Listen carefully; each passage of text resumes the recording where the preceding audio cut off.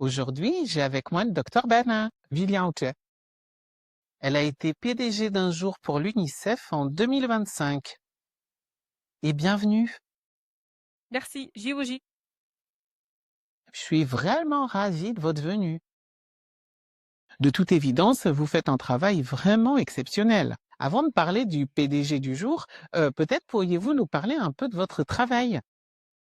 Alors merci. Je suis un innovateur en santé numérique.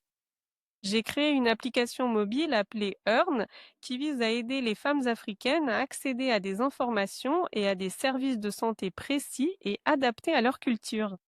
Elles pouvaient donc réserver instantanément une consultation de télémédecine avec 15 types de spécialistes en santé féminine.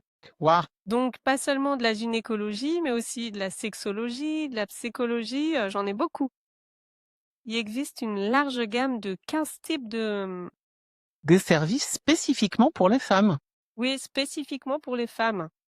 Mais aussi parce que nous savons que les femmes, surtout les mères, ne se sentent pas en sécurité concernant leur santé si leurs enfants ne le sont pas. Donc, il y a aussi des pédiatres qui sont Dans les... afin qu'elles puissent, vraiment se sentir, pleinement épanouies dans leur corps et dans leur tête. Bien sûr, bien sûr. Qu'est-ce que t'as donné, ce petit peu? Alors, j'étais de garde en tant qu'étudiante en médecine, en 5e année de médecine, et j'ai vu une fille de 16 ans qui avait subi un avortement non sécurisé, amené par sa propre mère parce qu'elle avait peur que son père découvre que leur fille était enceinte. Et malheureusement, pour lui sauver la vie, ils ont dû lui retirer l'utérus. Et je me suis dit, ce n'est pas pour ça que je me suis engagée en école de médecine. Je voulais pas simplement assister à l'aggravation de la situation sans rien pouvoir faire. Je voulais donc quitter la faculté de médecine. Et cette année-là, j'ai même échoué en 5e année de médecine Oh non, parce que j'étais t'as été tellement traumatisée. Oui, école de médecine. Savoir que le cancer du col de l'utérus, par exemple, tue une femme toutes les 2 minutes et qu'il est évitable grâce à la vaccination. Et même le diagnostic, le dépistage sont gratuits au Bénin, mais pas pour les hommes. Donc à ce moment-là, j'ai dû me reconnecter à la raison pour laquelle je voulais vraiment devenir médecin. Et la réponse pour moi, c'était de résoudre les problèmes du système de santé et en particulier ceux liés à la santé des femmes. Les enjeux, les problèmes.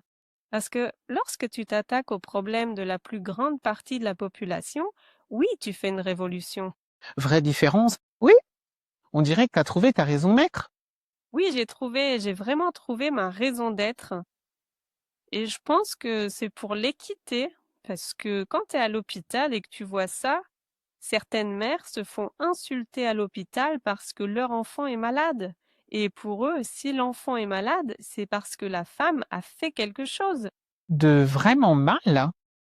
Et laisser la femme comme ça, pour moi, c'était inacceptable. Je ne pouvais pas l'accepter ou le concevoir. Et pour moi, la santé ne se limite pas aux soins hospitaliers. Je la vois comme un soin global, un soin mental, physique et social. Même lorsqu'on aborde les questions de santé, il est important de donner aux femmes l'accès à plus d'opportunités pour qu'elles puissent être indépendantes. En effet, à partir du moment précis où ils ne sont plus du tout indépendants et qu'ils se retrouvent à dépendre entièrement d'une tierce personne pour financer l'intégralité de leurs soins et services de santé, on ne parvient pas à améliorer réellement leur vie et leur santé de manière significative. Voilà, exactement ce que je suis. On s'y attaque maintenant. Waouh. Je pense qu'il y a deux choses. Premièrement, prenez soin de la femme, prenez soin de la communauté. Je crois donc comprendre ce que vous dites. Mais surtout, je suis tout simplement admiratif de votre intelligence. On dirait vraiment quelqu'un qui a vécu 50 ans. Je voulais juste te le dire, d'accord? C'est pour ça que t'es là, non? C'est pour ça que t'es ici, parce que je pense que des programmes comme CEO of the Day nous permettent vraiment de voir le meilleur des femmes et surtout des jeunes femmes. Donc, laisse-moi faire la transition vers CEO of the Day. Comment cela s'est-il produit? Je me trouvais donc présent sur les lieux, un après-midi ou peut-être un soir, au moment précis où ils sont venus à ma rencontre et m'ont posé la question de savoir si le poste de PDG au sein de GIDE pourrait éventuellement m'intéresser. Ils m'ont expliqué que j'aurais alors pour mission de guider le survivant, c'est-à-dire l'enfant survivant. À quelle époque? Parce que c'est dans ce service qu'est dirigé le médecin A. D'accord. Il s'agit donc de gérer toutes les politiques de survie, non seulement en matière de santé, mais aussi de progrès social, tout ce qui s'y rapporte. Donc, en tant que personne intéressée par... Toi, enthousiaste à ce sujet. Oui, donc à ce moment-là, l'UNICEF aurait dû réserver. Et pour moi, c'est comme, d'accord, maintenant, on travaille avec quelqu'un de spécifique, une femme à la tête. Et c'était une femme qui dirigeait ce service. Denning? Tu vas travailler avec, tu vas travailler, enfin, pas avec à ce moment-là, hein, comme la femme qui dirige le service. Et maintenant, nous avons tout le pouvoir pour décider et prendre des décisions. Comment c'était? Comment as-tu vécu cette expérience? C'était vraiment, incroyable et efficace parce que je travaillais à l'époque dans un grand établissement de santé publique sur une mission de vaccination, une campagne de vaccination massive. Et tu sais, quand on est en ville, la vaccination est quelque chose de particulièrement complexe et ardu à faire accepter par les gens au quotidien. Donc, nous avions vraiment des taux de vaccination très bas par rapport à d'autres villes. Et en dehors de ça, la gestion des données est un... Énorme problème. Oui, tout à fait. Donc, le fait d'avoir eu cette réunion m'a vraiment montré certaines choses importantes. Je ne l'ai pas encore précisé, mais en ma qualité de responsable globale de la survie de l'enfant, j'ai pris l'initiative d'organiser une grande réunion avec l'ensemble des leaders stratégiques, Du. différents composants de ce secteur. Et puis, lors de cette réunion stratégique, nous parlions de données et de santé numérique appliquées à la vaccination. Et j'étais complètement dans mon élément parce que c'était à propos du numérique, Et de la santé. à propos des données et de tout ça. Donc, ça m'a donné un aperçu du projet sur lequel l'UNICEF travaillait. Avant même que tout le monde ne soit au courant, j'étais là, genre, oh, Vous le saviez déjà? D'accord. vous devriez faire ceci ou cela avant de le mettre en œuvre. Ouais. Et c'était vraiment, vraiment, vraiment, vraiment efficace. Quand la réalisatrice est arrivée, elle a dit bon, je peux donc vous laisser. Je savais pas, parce que tu ne vis pas comme un jeune, mais tu vis comme si tu avais. Déjà été dans le monde? Ouais. Ouais, eh, pour moi, c'était vraiment intéressant.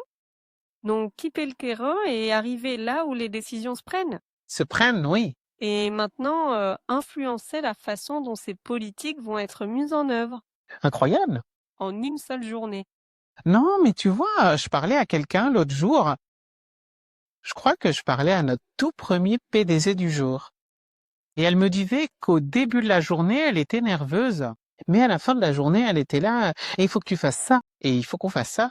Et j'ai dit, donc en 24 heures, au fil de la journée, t'as pris de plus en plus confiance. Et t'as plus confiance dans ta prise de décision et ton influence. Ouais, Et à part ça, j'ai vraiment senti que j'avais un soutien communautaire. Parce que, comme je te l'ai dit, oui, j'étais avec l'équipe d'engagement des jeunes, avec l'équipe genre, et c'était génial. Ce sont vraiment des personnes formidables.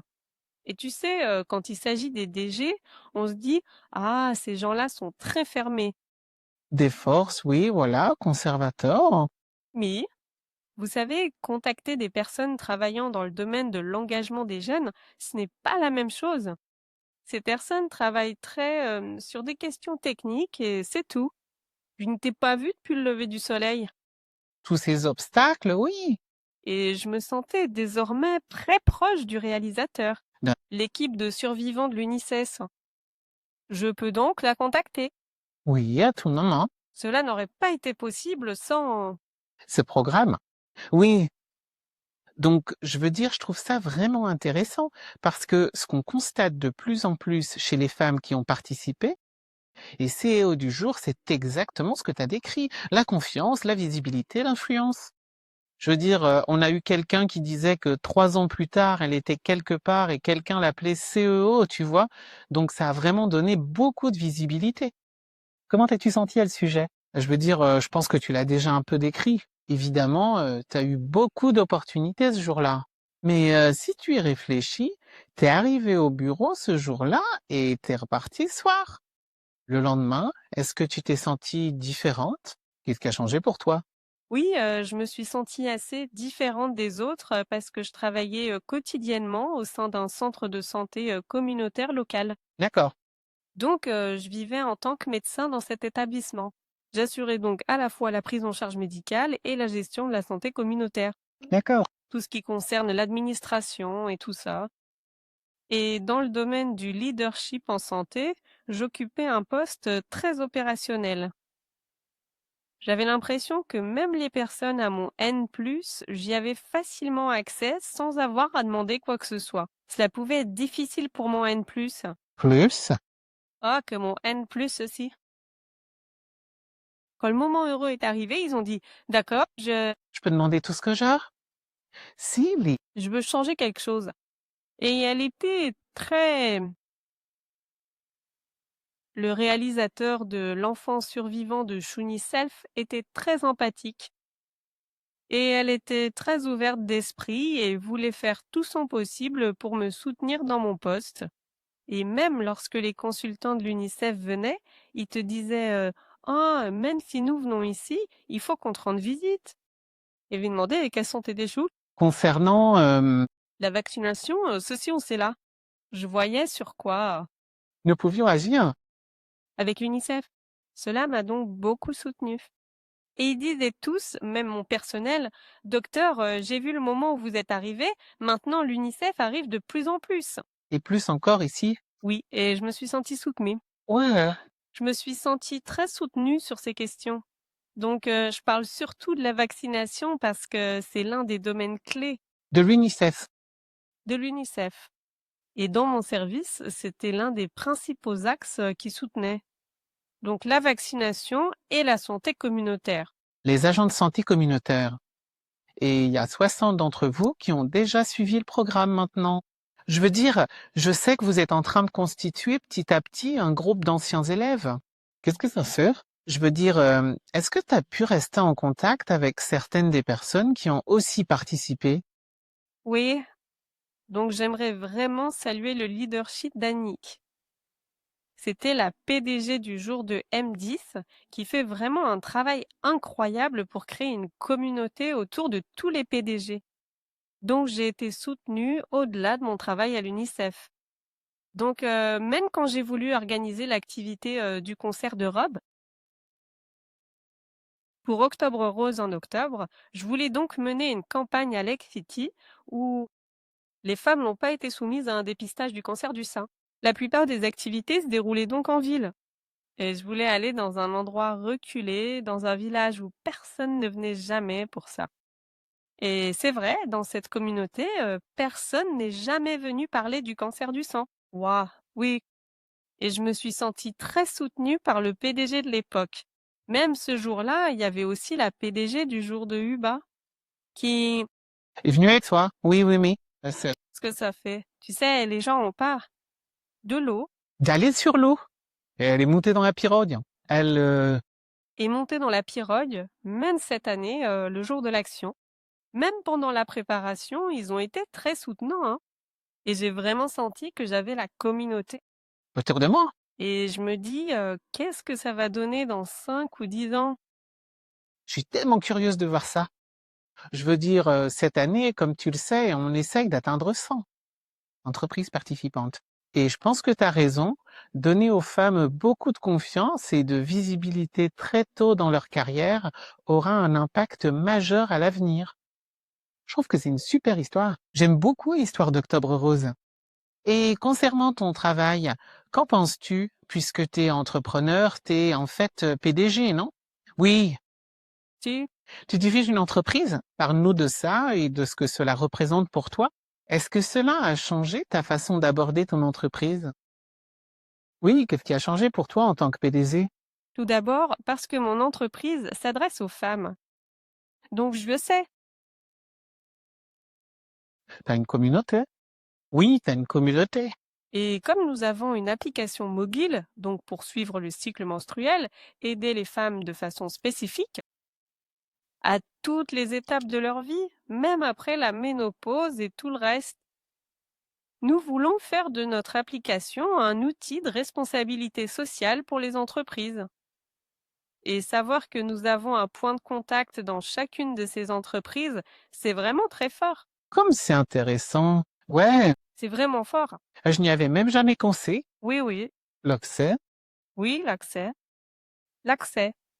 Donc, nous lançons avec la nouvelle version de l'application. Et maintenant, pour le lancement, nous voulons offrir un accès gratuit aux adolescents de 15 à 24 ans Non. pour la télémédecine gratuite. Et maintenant, nous réfléchissons à construire cela avec Compulse. Donc, ce sera leur responsabilité sociale, en donnant accès à ceux qui ne peuvent pas payer directement, aux travailleurs de la santé pour avoir des conseils médicaux et une télémédecine instantanée. Donc, je sais que si je vais chez telle ou telle entreprise, je sais. Ah, quelqu'un que tu peux appeler. En tant que PDG du jour, Mais c'est génial parce que l'une des choses les plus importantes que tu puisses faire en tant que jeune femme, que je n'ai pas faite, je vais te le dire, hein, c'est d'apprendre très tôt à réseauter et à construire ton réseau. Tu sais, je suis quelqu'un de très naturellement timide, hein. Ouais, je n'y crois pas. je te jure, je suis très timide, hein.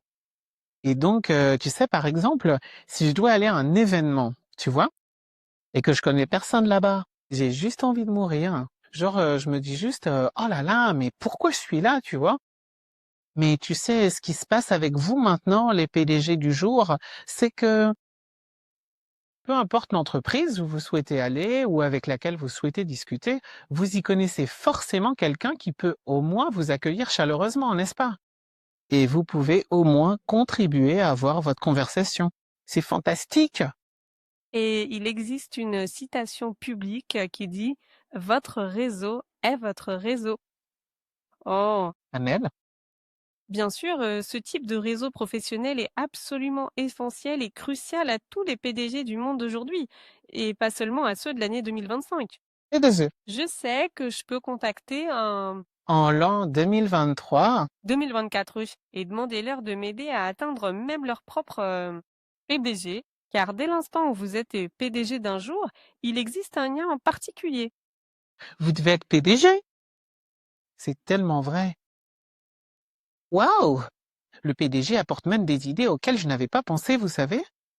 Je veux dire, oui, je pense que tu as raison. Je veux dire, quel que soit le PDG en poste à une heure donnée, il est forcément dans le viseur du PDG, D- l'entreprise. Et ils ont cette visibilité, ce qui peut vous aider dans ce que vous essayez de faire. Waouh, j'adore ça. J'adore ça. Ce programme vous a donc été très utile. Évidemment, utile pour d'autres ânes. Que modifieriez-vous si vous deviez le faire? S'il y avait quelque chose que vous aviez dit, oh, j'aurais aimé que cela fasse partie du programme quand j'y participais. Oui. Alors, je pense quoi? Nous aimerions peut-être avoir quelques sessions entre PDG et aussi avec d'autres PDG, mais peut-être aussi avec d'autres managers, d'autres PDG, pas seulement les vrais, enfin pas que. Vous n'êtes pas de faux PDG, vous êtes de vrais PDG. Mais je sais que si j'ai une personne qui a déjà dirigé une entreprise, elle peut me guider et me dire où aller. Donc, je pense que c'est vraiment un excellent réseau. Et venir à cet événement COO of the Day m'a permis de rencontrer ces personnes que je ne voyais que sur LinkedIn et pas dans la vraie vie. Ouais, je peux te dire qu'il y avait même des gens qui cherchaient à avoir accès à cet événement CEO of the Day parce qu'ils savaient qu'ils allaient rencontrer tous les PDG qu'ils n'avaient pas pu rencontrer. Donc voilà, c'est ça. Et je sais qu'il y a Tika, Digital Skills. Peut-être que ça pourrait donner quelques points. Euh, PDG pour avoir accès à ça. Parce que tu sais, c'est vrai que les compétences techniques sont importantes, mais le réseau, les soft skills ne le sont pas moins. de plus, c'est vraiment l'aspect le plus important de tout ceci. Oui, absolument. Tu as besoin d'atouts que les compétences techniques ne t'apportent pas. Ça ne te donne pas forcément Ah. Et l'école ne va pas tout te donner. Et peut-être qu'on a déjà le réseau maintenant, mais on s'en rend pas encore compte. Ce que ce réseau va devenir. dans 10 ou 15 ans. Donc, tu as les futurs leaders Absolument. dans ce réseau. Donc il faut vraiment t'assurer d'avoir une connexion. Comme ça, eh bien, dans 10 ans, peut-être que quelqu'un va devenir Yep. ministre ou peut-être que quelqu'un, genre, Bah, c'est tout à fait vrai. ouais, tu peux juste prendre ton téléphone et Oui. oui, directement, et oui, oui, c'est parti. Tu as fait un discours lors de notre programme pour les femmes il y a quelques années. Je pense, enfin, évidemment, c'était un discours très important. Mais ce qui m'a le plus marqué, c'est que, tu sais, je me souviens qu'à ton âge, l'idée de parler en public, j'en aurais pleuré, c'était impossible. D'où te vient cette confiance? Tu n'étais même pas censé prendre la parole. Et finalement, tu l'as fait, et tu l'as fait magnifiquement. Ah non. Alors, je pense que je dois remercier mon père D'accord. parce qu'il avait remarqué que j'étais une enfant très timide et que j'étais tout le temps avec lui. Donc, j'avais 8 ans quand je terminais l'école primaire et il m'a regardée. Il m'a dit que même s'il m'aimait plus que tout, je ne pourrais pas rester avec lui Pour toujours. et que je devais partir. Et ensuite, il m'a envoyée au Ghana et ma mère ne pouvait même pas m'appeler. Et il disait, oui, il faut faire ça, il faut la laisser se débrouiller toute seule. Ça m'a vraiment aidé à développer certaines compétences, ou même à ce moment-là, ce n'était pas une amélioration, mais un développement. J'étais très timide, les gens se moquaient de moi parce qu'ils disaient que j'avais de grands yeux et je pleurais. Et il y a madame Dossou qui a, je ne sais pas si tu te souviens d'elle, elle a aussi remporté le prix de Le Bénin sur les vents. J'ai oublié son prénom, mais elle travaille dans le secteur des agences de voyage et du transport. Elle m'a emmenée dans sa chambre parce que c'est elle qui avait organisé ce voyage au Ghana et elle m'a dit ceci. Si quelqu'un te dit que t'as de grands yeux, réponds-lui que les plus belles personnes ont de grands yeux. Et ça, c'est une fille qui assure, hein. C'était tellement important. Oui, bien sûr. J'ai construit ma confiance. Autour de ça. Donc parfois, je suis très dure avec moi-même. Mais j'ai aussi appris à me pardonner et à me dire que j'ai fait de mon mieux. Et je pense que si je n'avais pas eu cette ouverture que mon père m'a donnée, c'est à ce moment-là. Je suis sûre qu'avec ma mère, ma mère n'était pas d'accord avec lui. Mais aujourd'hui, je me dis, Elle est d'accord, j'en suis soum. Oui, bien sûr. mais non, au contraire, je suis bien sûre que mon père se dit sûrement dans sa tête, ah, maintenant j'ai une fille qui est partie vivre si loin de moi. Mais il doit aussi être incroyablement fier de ce que tu as accompli. Oui, mais tu sais, mon père est un père africain. Donc il y a toujours plus que tu devrais faire. Oui, je le crois, mais je suis pas du genre à venir te dire que je suis fière de ce que nous faisons. Je l'ai entendu 1 ou 2 fois, j'ai vraiment été surpris, hein. Je l'ai aussi entendu de la part de mon oncle, pas directement de lui. C'est un vrai père africain. Et même aujourd'hui, même quand je voyage pour mon événement et que je lui dis que je pars, on le fait. La seule chose que mon père aime me dire, c'est OK, fais de ton mieux, sois excellent. C'est parce que je lui ai dit d'être excellent, comme si je ne le savais pas déjà. Comment être excellent?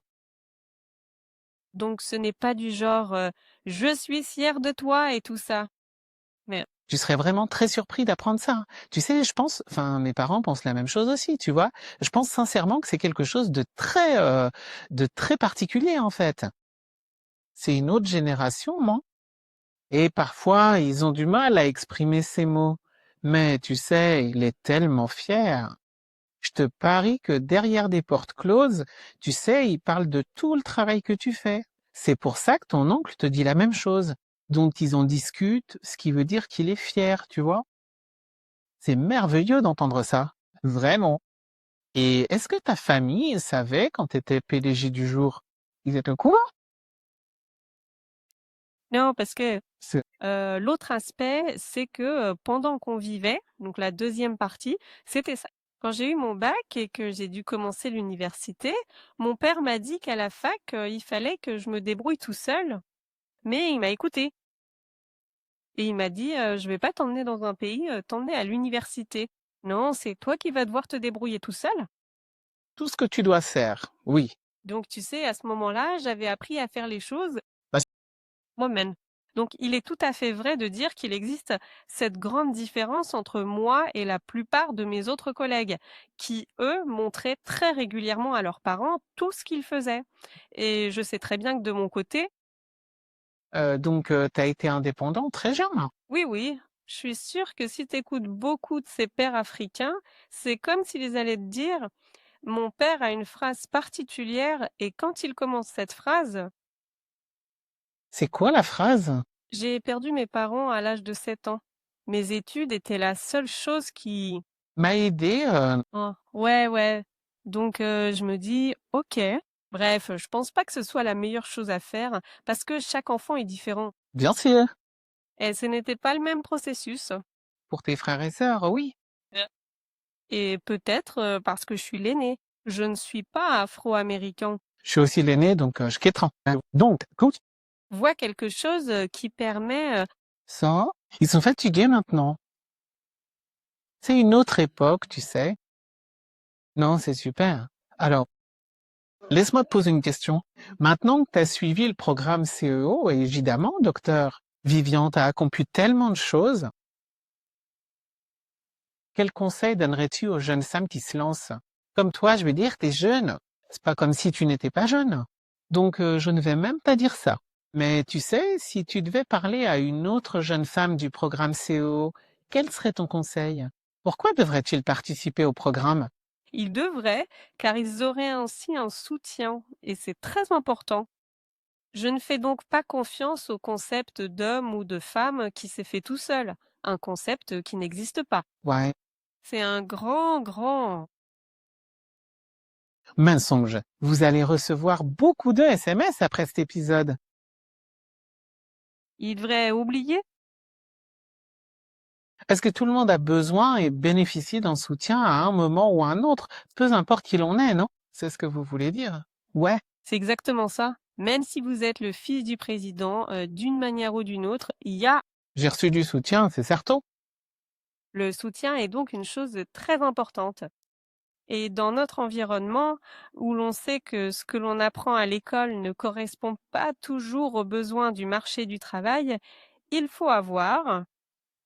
Avez-vous quelqu'un qui vous montrera le chemin? Que devez-vous faire? Quelles sont les compétences supplémentaires que vous Devine, quelqu'un? pour vous aider à tracer votre propre chemin? Car personne ne nous aide. Si tu ne vas pas vers eux, façonne ton propre parcours. Et je me souviens qu'on discutait dans ma promo avec les MDS et quelqu'un a dit: Vivian, tout le monde n'a pas ta chance. J'ai répondu: Non, je ne suis La chanceuse. le doyen de ma faculté, je vais régulièrement dans son bureau pour demander des conseils. Et il est très content quand il voit un de ses anciens élèves revenir demander conseil. C'est la seule chose qu'il recherche. Ainsi, même les gens, même ces PDG recherchent des femmes plus jeunes à soutenir. Oui, c'est vrai. Mais nous n'irons pas vers eux. Mon directeur de thèse, je discute régulièrement avec lui. Je le sollicite pour des conseils pour mon parcours. Mes parents ne sont pas médecins. Je n'ai personne qui innove au Bénin, hein, et c'est cette personne qui dirige. Toi, J'ai envie d'aller voir un spectacle.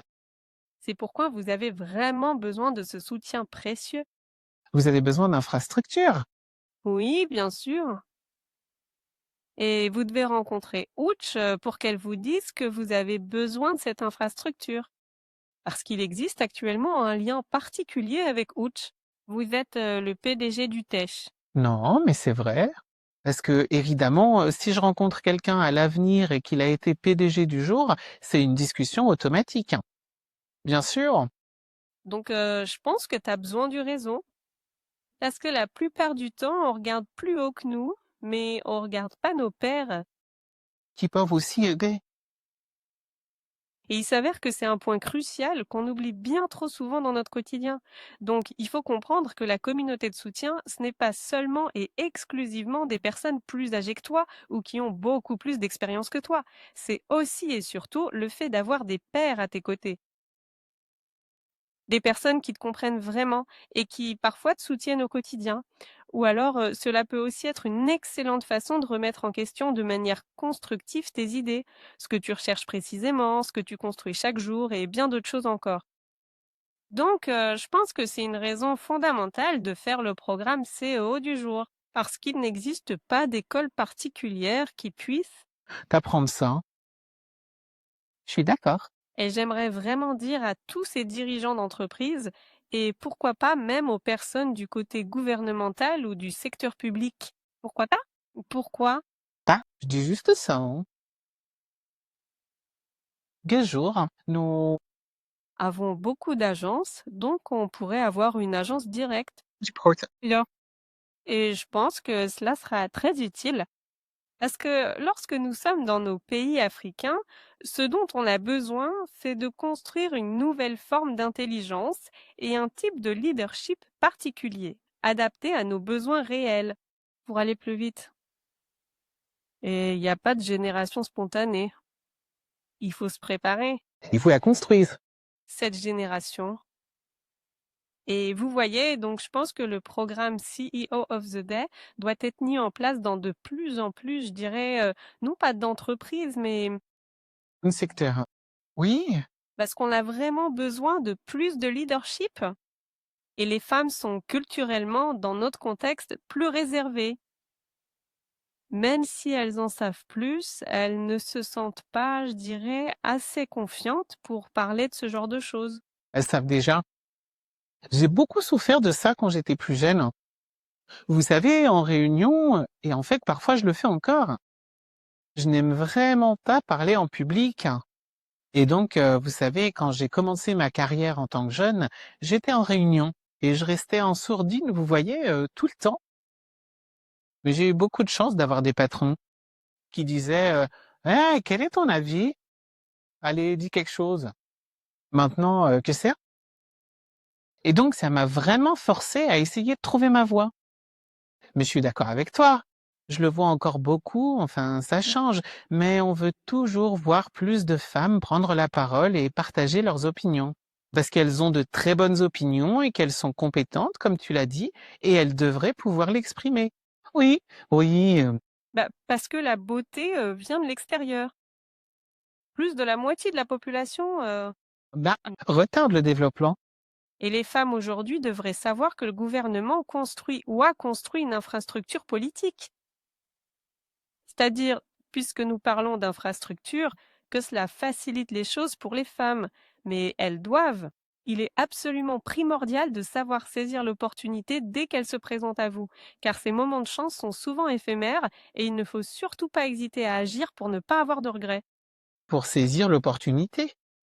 C'est ça. C'est, Une grande opportunité dans notre pays qui n'existait pas avant. c'est vrai.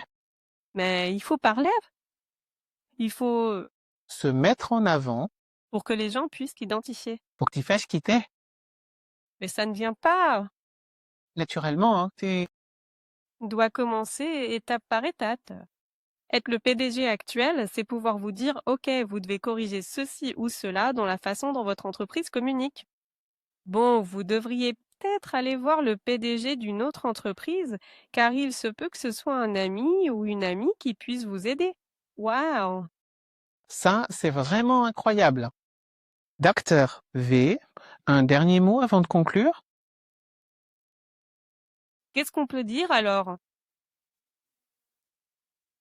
Il est possible que je sois en train d'aller un peu trop loin en demandant de manière formelle aux dirigeants de bien vouloir ouvrir les portes au président directeur général du programme qui est actuellement en fonction. Ils ne comprennent peut-être pas encore ce que cela va leur apporter, mais même pour leurs propres entreprises, cela va augmenter la productivité et les résultats. Et c'est très important cette année. Ouais. Vous savez, docteur Rivian, je me demande où vous en serez dans les 10 prochaines années. Non, je suis sérieux. À vous écouter parler, je vous l'ai déjà dit, on dirait que vous êtes sur Terre depuis très très longtemps. La conversation d'aujourd'hui est tout simplement merveilleuse. J'apprécie toujours de parler avec vous. Vous faites vraiment partie des personnes que je garde à l'œil, parce que je n'ai aucun doute. Vous êtes tellement brillant, vraiment. Et je suis vraiment ravie que nous ayons eu l'occasion de vous parler aujourd'hui. Merci. Merci. Vous m'inspirez vraiment. Donc, ce que construit CEO of the Day aujourd'hui, ce n'est possible que parce qu'une femme plus âgée que moi m'a permis, de vous rencontrer. Oui. Tu devrais vraiment raconter cette histoire, en fait. Oui. Vas-y. Donc, je suis devenue une nouvelle NTN, parce qu'en 2022, n'est-ce pas? Donc, il y a 4 ans, à cause d'une dame appelée docteur Modoupage Âge, qui s'est donné pour mission d'être un pont entre la jeune génération, Et la génération plus âgée. Je suis pas plus vieux. Continue.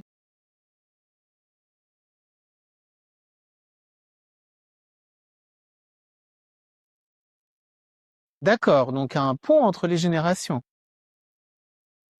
Elle m'a donc appelé ce matin et m'a dit je ne suis pas disponible pour le moment pour faire une intervention publique sur les droits des femmes et les problématiques féminines. Mais j'ai confiance en toi et je sais que tu vas très bien t'en sortir. Et je vais te donner le numéro de la directrice générale de FGN. Mon Dieu, la directrice générale de FGN! Je la regardais déjà sur LinkedIn et je l'observais déjà. Je me demandais comment entrer en contact avec elle. Et là, maintenant, je l'ai tout simplement. Le numéro, regarde-moi ça. Alors, appelle-la et dis-le-lui. Et je tiens vraiment à te remercier, Hugues, parce que toi, tu ne me connaissais pas. Jeune, Et t'es très jeune. qui est encore très jeune, Oui, je suis encore très jeune. mais j'avais confiance en toi. Tu m'as fait confiance. Il ne s'agissait pas de se dire d'accord, parce qu'elle est jeune, elle ne sera pas capable de le gérer ou non. Et je me suis sentie très respectée. Et ce jour-là, t'as donné ta demande en mariage. Et c'est là que t'as gagné tout mon respect. Parce que j'ai l'habitude que des personnes plus âgées que moi me disent d'accord, on va t'aider ou ce genre de choses. Tu m'as dit, quand t'as vu l'appli, que si quelque chose était possible à faire, tu aiderais à le faire. Et à amener l'appli à un autre niveau. Et on s'est rencontrés au Nouveau-Hôtel et t'as appelé directement ton CTO. Tu lui as dit de venir parce que j'avais des problèmes techniques et il se moquait de moi. Et tu lui as dit de m'aider à gérer ça. Et maintenant, elle m'a dit de contacter Elodie. Elodie, c'est actuellement, C'est Théo. Ah mon Dieu. Et Dozy. c'est un excellent travail. Regardez ça. Il peut donc s'agir d'une simple connexion. Et ce lien, quand on n'a ni père ni mère. C'est une personnalité publique qui vous mettra directement en relation, qui sera le PDG du jour, et ensuite vous irez. Avoir toutes ces connexions. Oh mon Dieu. D'accord. Nous allons donc terminer sur cette note. C'est une histoire fantastique, docteur. Vivian. D'accord. Merci beaucoup. Et bonne chance. Merci. Excellent. Merci d'avoir écouté le podcast Ne vous laissez pas tromper par le sourire. J'espère que vous l'avez trouvé vraiment très intéressant. Mais surtout, j'espère que vous souriez toujours. À bientôt.